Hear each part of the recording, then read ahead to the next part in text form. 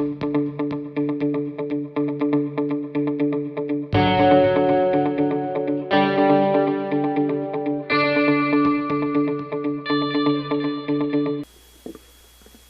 right, guys.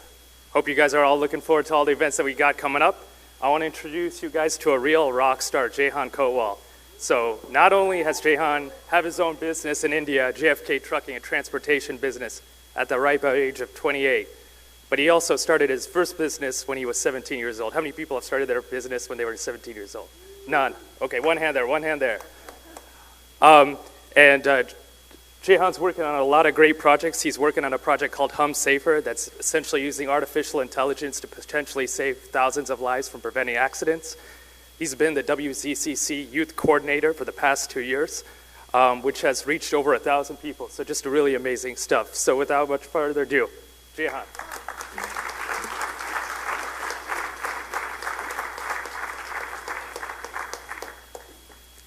Hi, good morning, everyone.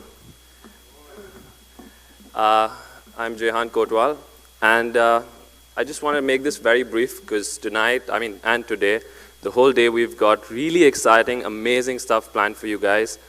So please stay put, and the entire sessions that we have is curated specifically for this day.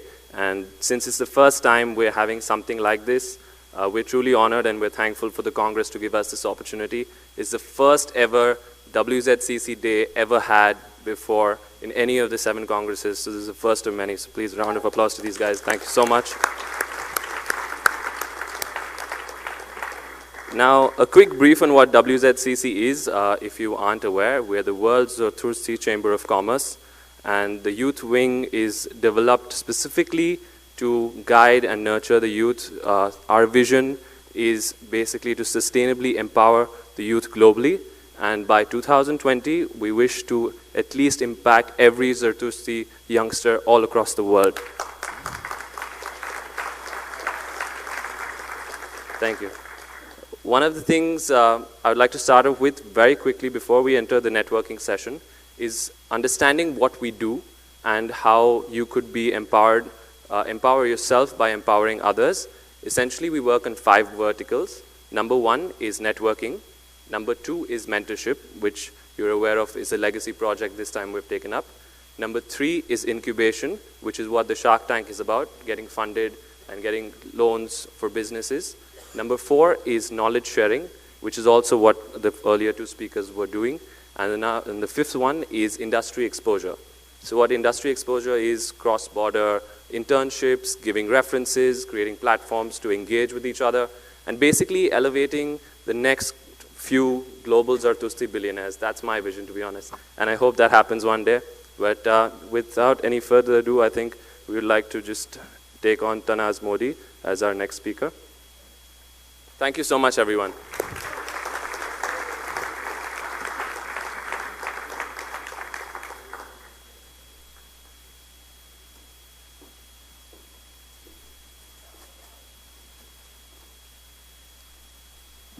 Hi guys, I'm Farhan from WZCC. So just before I start, we're skipping break because we're running behind. And now on to our next speaker, Tanaz. Tanaz is the co-founder and the head of operations at Olmo, an early stage tech startup. And the company is looking to take networking to the next level. After establishing herself at large companies such as Bloomberg and Google, she spent the past 6 years building and scaling 3 early stage startups. And now she's presently working in a people's operations role. She has an integral part in building and scaling these organizations from 0 to over 150 people.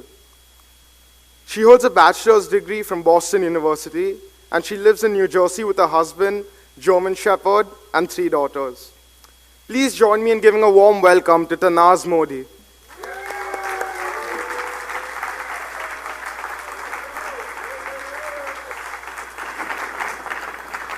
Thank you, thank you.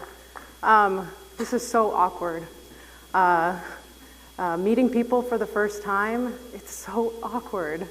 The awkward smiles, the sweaty handshakes, and the conversations that go nowhere, yet we all showed up to this event, so kudos. Some of us are attending for professional reasons, and some of us are attending for personal reasons. Some of us are attending, well, because your parents asked you to.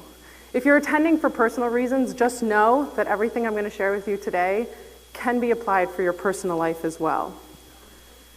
Okay, let's get serious now. How do we meet someone and actually connect with them? You walk up to someone and say, "Hi." And then you have that pause, that awkward pause. What do you say then? What do you say to take the conversation to the next level? What do you say so this person remembers you? And what do you say so you want to have a conversation with this person again? Well, you end up exchanging business cards, and that's the way networking is done, right? Well, in the stack of business cards that you've gotten, you actually can't pick this person's name out of the bunch. And so you'll send out thank you notes. "Thank you so much. It was so nice to meet you. Let's keep in touch." But what are you keeping in touch with that person about? What a waste of time. But even worse than wasting your time, maybe you don't get as far as introducing yourself. Because not only is it awkward to meet people for the first time, it's nerve-wracking. It's nerve-wracking to walk up to someone you don't know and spark up a conversation. I've experienced it and have heard it from professionals at all levels in all job types. Have you ever been to a networking event wearing your fancy new black suit and you walk up to the person you want to meet and they hand you their wine glass because they thought you were a server? No? Well, I have. So now, oh yes, oh. So how do we take these interactions that we have and make them worth our time and energy? How do we connect with someone that you don't know and make an impression? And to top it off, what if you absolutely hate networking? Well, we've heard it before, and we've heard it twice today, I think. It's not about what you know, it's about who you know, and this is partially true. There's tons of evidence with knowing the right people to help you get the right jobs and the right promotions. But where do you meet these people? And how do you know you're even picking the right people? Let's start first by breaking down the 4 different ways to connect with someone. First is an immediate trade. I give you something, and you give me something back. I highly advise in the dating world, this is not the way to go about meeting your future partner. The second way is a future trade. I'll do something for you now, and in the future, I'll be asking something of you. This leads to a very narrow transaction. The third way is, I like building relationships. Let's get to know each other. This is great and can lead to some very solid relationships. The fourth way, and the best way in my opinion, and to connect with someone, is to see how you can help them. There's so much value in listening to what someone needs. It shows you believe in them and what they can accomplish. Isn't it great when you meet someone for the first time and you share a mission in the space? Now you have this shared value and have developed a genuine friendship. But to earn this type of respect, you have to build up your knowledge. You don't need a fancy school, and you don't have to be in some niche space. You just have to be knowledgeable and open to sharing. This also connects well with being a Zoroastrian in the good deeds. The good deed here is sharing without expecting something in return. So if you were to ask me what the current networking scene looks like today, I would tell you that it looks like it's stuck in the 1980s. No one goes to mixers and actually mixes, and you all walked in here with your friends, a networking event, and are probably sitting right next to them right now, aren't you? There are many company-sponsored events that are great for networking as well, such as maybe a conference. It's hard to meet people there. In the crowds of thousands of people, these types of events also usually end up leading you to do the business card exchanging. And then there's meetups, meetup.com, which I'm sure quite a few of you are familiar with. There's a variety of events and times and locations, but those can be a bit hit or miss in terms of the content and even the people that you meet there. So how do we expand our current networks? And someone mentioned it earlier, that your networks are usually made up of your friends, family, and current and past colleagues. Sometimes those people are not the best people to turn to when it comes to advice professionally. They have some biases in terms of getting advice, whether it be on leadership or business. So where are you going to meet these people? Let's start by defining networking.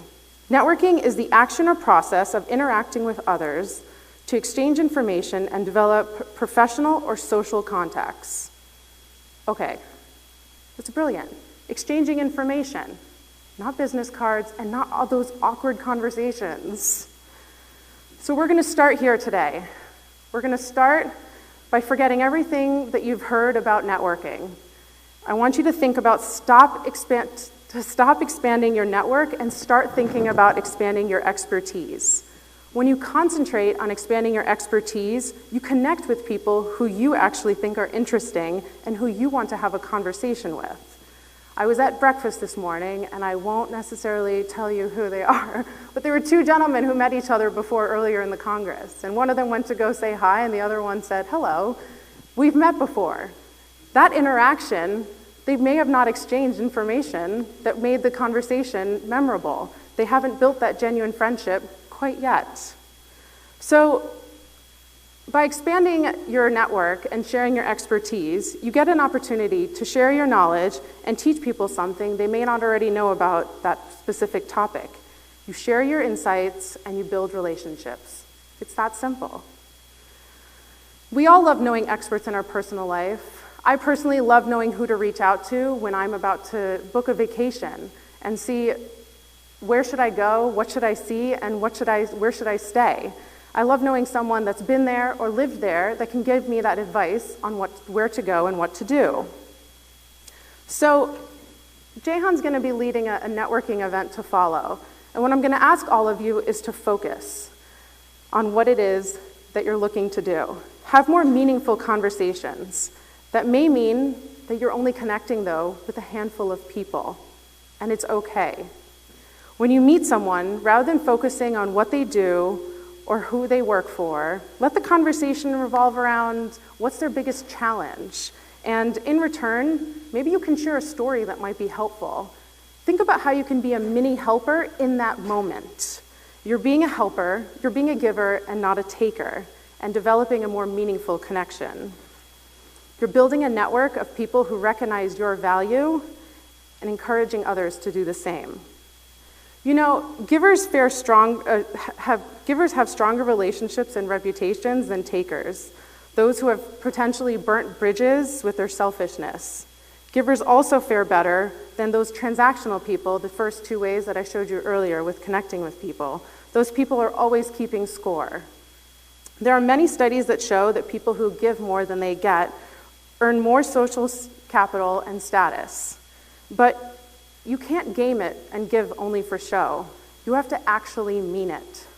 Because in return, you are building your expertise and that network.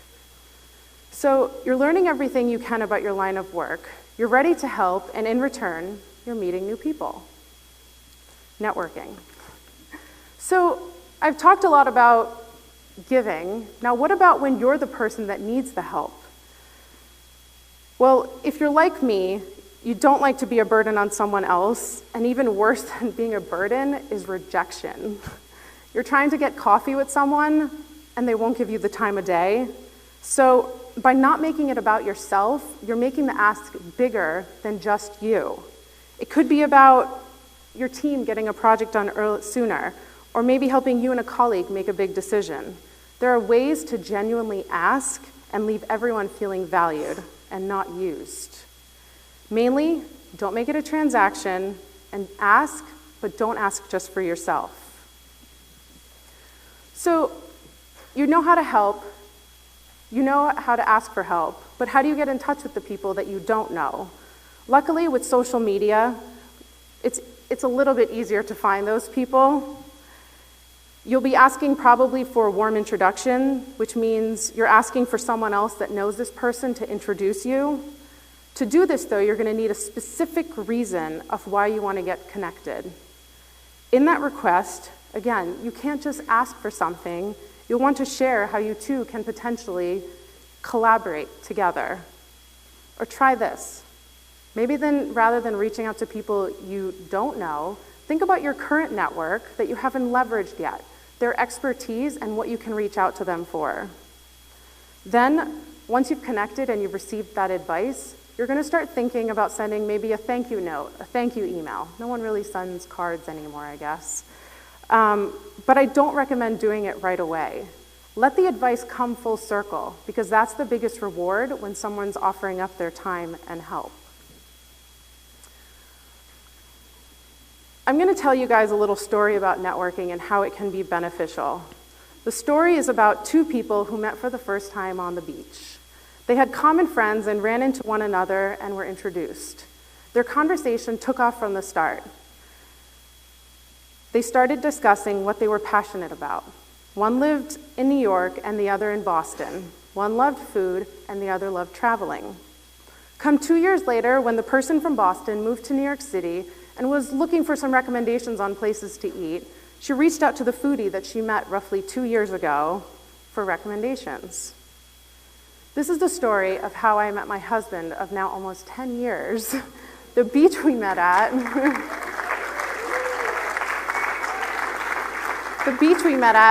was actually at the 2006 Youth Congress in Miami. We remembered each other because we shared what we were passionate about. We shared what we were experts on, and the relationship, it's been priceless, obviously. I believe that networking is not just important when you're looking for a job or when you need something. I think networking is important because, yes, you can get what you need from your network, but more importantly, you can give. It's your unique story and your unique takeaways. It's your life lessons and your great adventures. I've experienced the benefits of networking both professionally and personally. Professionally, I studied hospitality at Boston University, and about 6 months after graduation, I found that hospitality was not where I wanted to be. I jumped and joined the legal world and joined one of New York City's top law firms. The core of my role continued to stay the same, but jumping industries is not easy. From there, I moved on to the tech world and joined Cyrus over at Google for a little bit. From there, I moved on to the financial tech world, and then from there, I made the biggest leap into the startup space where I currently am. To do each of those moves, it was painful. I don't know on that scale of 5 to 10 and all that, how that works, but each and every time I had to leverage my network, share my expertise of what I've known currently and where I want to go, and continue to build it. I could not achieve and be where I am today without the network that I have to support me. About 10 months ago, I've co-founded a company called Olmo. Simply put, we're a concierge-run networking app. You have a request, and we make the connection. We've taken out the need for those shallow conversations and have wanted to create a place where you can meet people you need and want to without all those crazy hurdles that currently exist. But why we started this runs much deeper than that. Because just like I said, so much of who we are and what we know is made up by the people we interact with. We learn from the people around us, which is why I think it's important to continue to grow and learn and keep sharing that expertise knowledge. For those of you who think you have a big network, I'm happy for you, and I'm glad that you have all those people to turn to. If you have a big network, though, think about how much you have to give. I'm going to do my shameless plug now, because I believe in the purpose of what we're building over at Olmo. I encourage you all to download the app. It's available on your iPhones. Not Android quite yet, sorry. For those of you who hate networking events, don't worry. It's all done on your mobile device. You get connected to people right there on your phone. You get connected to people who have the same professions and passions as you. The conversations are done asynchronously, so you don't have to schedule coffee dates or times to meet via video conference. And most importantly, it's free. If you walk away with anything from this talk, I'd love for you to remember that we're all more than the companies we work for or our job titles. And I urge you to learn from one another and collaborate together. Because in life, it certainly helps to know the right people. Thank you.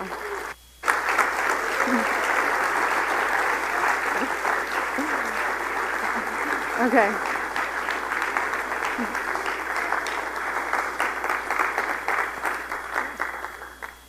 Yeah, we can do questions now if anyone. I think so, yeah. I obviously not only found awkward, networking awkward, I also find public speaking awkward, so. So I'm a student leader at a student affinity group in the university I attend, and there's a bunch of other ones. There's like Men of Color, and there's Latinos in Action. I'm the student leader for the UC Blue Ash LGBTQ Alliance group. And obviously our goal as these affinity groups is to make the campus a more inclusive place for all students. But the problem seems to be getting people who are not in these affinities to realize that these groups are also for them and that these things are also to help them. So how can you kind of like network and appeal to people who don't necessarily like identify the same way as you do, but like you want to like help them give these opportunities? Like what are some good ways to get them involved as well? Yeah, that's a good question. I've actually dealt with this before, and it's an interesting problem to solve. It depends on how you're marketing the groups. I think that it's all in marketing, right? So it's the purpose. We've talked a lot about purpose this morning. The purpose behind what you're doing is very important to share. And then from there, it's about how do you work with other folks that can join those associations as well. Depending, you should take a look at potentially what type of events you're holding, and is it, does it appeal to the broader audience?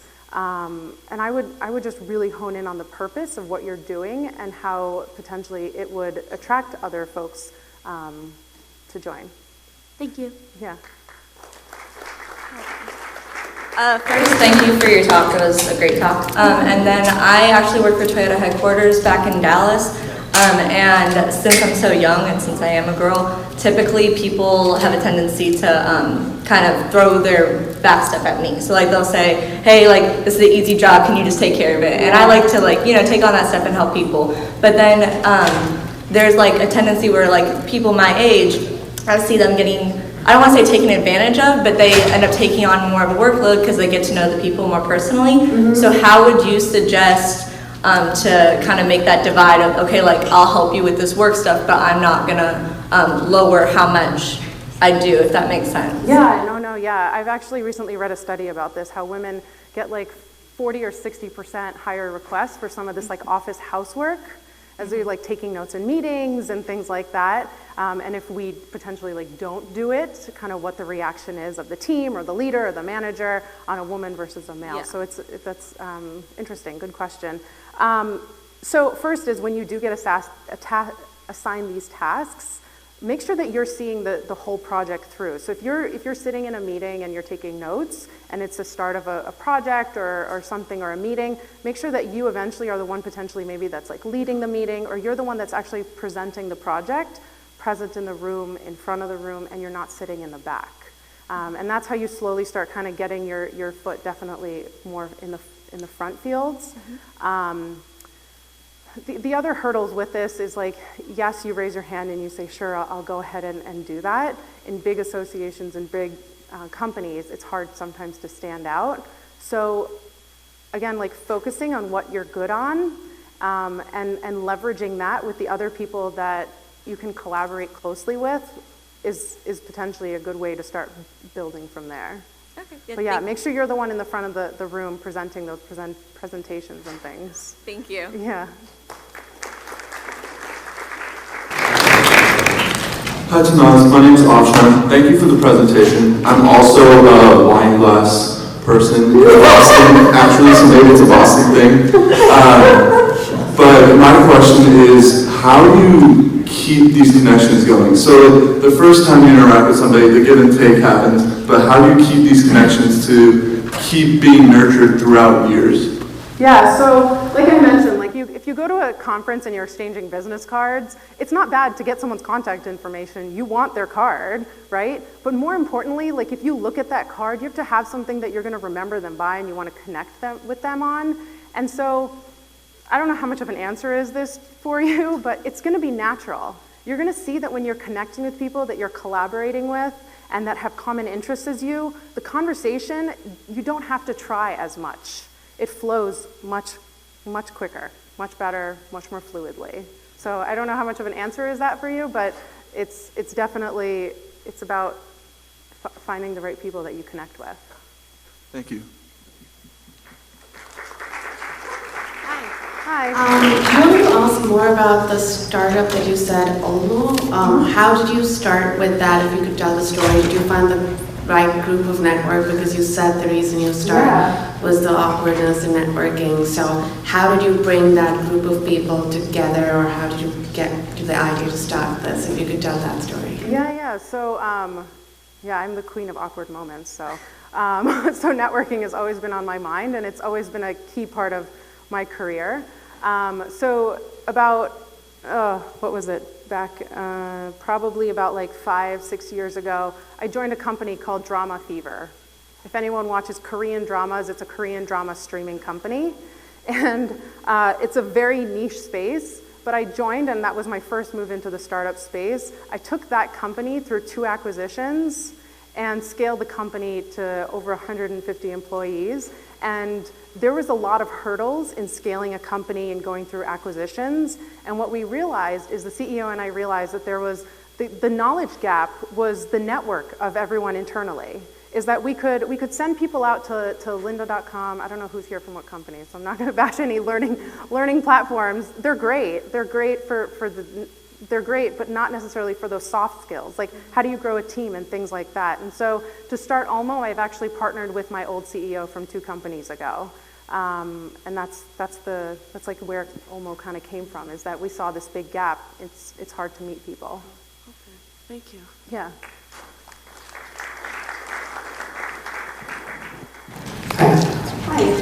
First of all, congratulations for co-founding your company. I think that's really brave, and you've really stuck out. So my question has to do with the fact that you don't have a background necessarily in tech. So you mentioned you've got a bachelor's in hospitality, but here you are now, co-founded your own tech company. You just have to be nice to people, right? So I think it's like a two-part question. How do you find the transition? And also, what do you say to girls and women in the room who kind of, are thinking about a career in tech or in STEM? And what are the challenges that you faced? And how do you encourage them to kind of pick up a career in STEM? Just to know from your experiences. So my background is in hospitality management, not technology. So I think someone earlier had asked a question about getting a master's in tech. And to me, I mean, I guess you could, I picked up the skill sets as I've gone along. And has it been easy? No, definitely not. It's been painful in sometimes very rewarding. But what I found is that I'm very interested in it.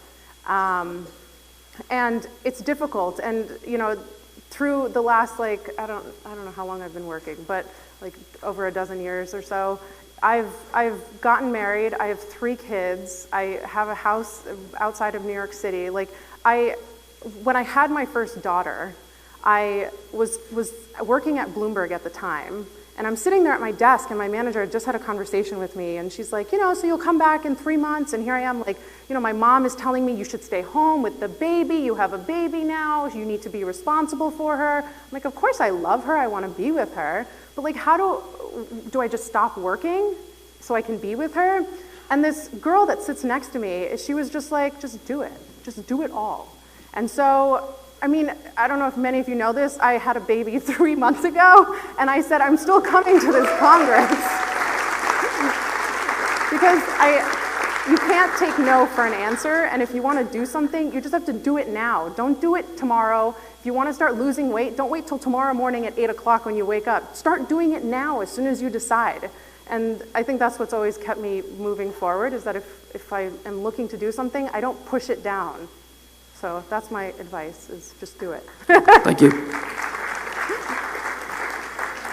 Thank you very much. I have a question about ethical aspect of networking. Sorry, I can't hear you very well.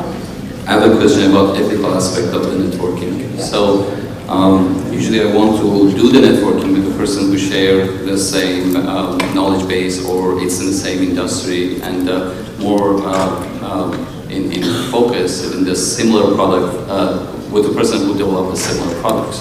But usually those people are from competitive companies, and they're not, I'm always confused ethically, is it okay to do the networking with them, and what is the level? So I was wondering if you can share your perspective. Yeah, so I highly encourage you to continue doing that. The question for you though, back is, how are you getting in touch with these people? LinkedIn or mostly cultural aspect of it. So like Iranian groups come together, so they're all working in all different competitive companies. So the value of growing your network is that you have more people to potentially to do those warm introductions for you. The warm introduction is the key to starting potentially that conversation. Going cold to someone and reaching out on LinkedIn is very difficult. If a lot of you have your LinkedIn accounts, like which I'm sure you do, it's a business marketing tool for yourself, a personal tool. Your inbox is flooded with sales and business development people, and so your messages are potentially getting lost in those messages. So my advice first to you is like to go back to see how you're getting connected with these people and start leveraging it from there. And this is actually one of the reasons why we've started Olmo, is because there's people that want to do career changes, right? And they're looking to get into a different field, and they don't know anybody there. And it's unfortunate if there's no one to do a warm introduction for you, but I mean, Olmo can do that for you. But yeah, I would go back to seeing how you're connecting with these people. If you're doing cold reach outs, the success rate is usually very low, in the single digits. Versus like a warm intro, the success rate is up in the 90s. So, as a person who developed the networking inside the company, did you try to discourage people to have networking with the competitive company? I'm sorry, I didn't hear the full question. As a person who developed the networking inside your own company, did you try to discourage your employees, your peoples to have less networking to the competitive? No, I think everyone should talk to everybody. Down in the success, and like we're all trying to do something a little unique in our own ways, and no, I highly encourage. Like when I first started in the startup space, it was my goal to get out there and talk to other people in similar roles in the similar industry. And when I joined a company called Aptiv, which is a fitness app, there's tons of fitness apps out there. My goal was to go meet all the other people doing my role in the similar industry. And now we're very friendly with each other, and I mean, you don't share company insights by any means, but there's certain hurdles, especially the more soft skills, that you can work through together. Thank you. Oh. Thank you.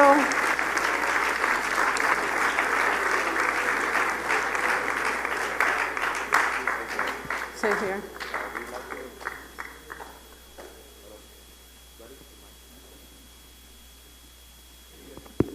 We'd like to invite Ms. Sharnaz Bhandara to please felicitate Tanaz.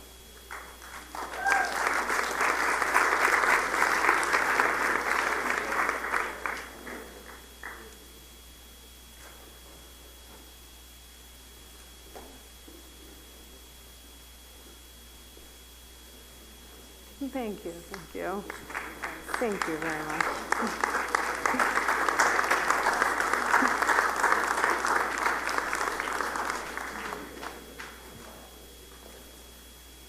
Thank you.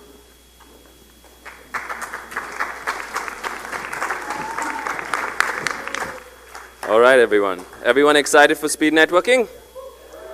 I don't think that sounds like excitement. Anyone and everyone excited for speed networking? Are you ready to get shit done? Okay, so this is probably one of our most fun events we're going to have today. Shark Tank as well. So let's just go down and just give you guys what it's going to look like for the next session, which is going to immediately happen in the Colonial Room. They're going to be round tables of 10 seats each, and each of you will be given 1 minute, of course, and there'll be a moderator to see to it that you stick to that time or not decrease or increase, and each of you will be saying who you are, what do you do, of course, and what are you looking for, in the sense that there has to be some kind of value that you're here for. If it's a contact, it's a lead, it's a job, it's a business idea, anything, what are you looking for? So on your way there, just think about that. Be mindful of maybe something that you really are looking out from that group of 10 people. And because this is a Zartushti group, I'm pretty sure everyone will be excited to help. So in the same way, the first thing is that what are you looking for? And the second question you could answer is what can you give back? So for example, I run a trucking company. I'm looking for someone in social media marketing, and I can give back leads in the logistics space, or leads on how to start a business through getting VC funding. So anything like that, just keep it short, brief. We're going to do this really quick. We'll probably have 4 to 5 rounds, so you all will be meeting around 40 to 50 new people, and it's not going to be, it's going to be pretty like business and pretty professional in the sense that get shit done types. Sorry, I'm saying that word too many times. But if any of you have any questions, you will be having a moderator on that table. You've been assigned 30 moderators, and they'll be controlling the group. All the shifting and shuffling will be happening. You'll have 1 minute to introduce yourself, so 10 people, 10 minutes, and then you'll have a 10-minute group discussion. So within that group discussion, try to see if you can create value for the other person first by giving back of what you said, and hopefully we're going to have a great time. So looking forward. Thank you all the speakers. Thank you everyone for being here.